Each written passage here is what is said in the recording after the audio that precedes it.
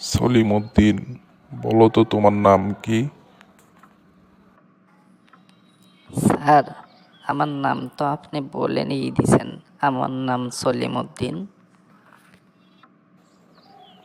আচ্ছা ঠিক আছে, তুমি বলো তো তুমি এখন কিসে পড়ো?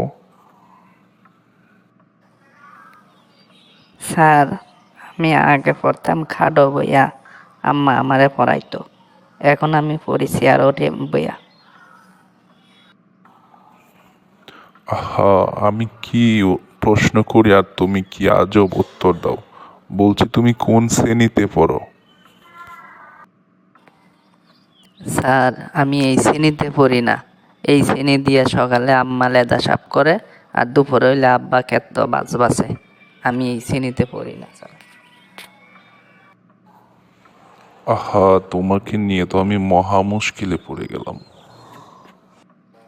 স্যার, এই মহা মুশকিলে আমার বাপও পড়ছেন, আমার দাদাও পড়ছেন। স্যার, আমি মহা মুশকিলে কিভাবে পড়ে আমার একটু শিখাই দেন স্যার, আমি ওই মহা মুশকিলে পড়তে চাই।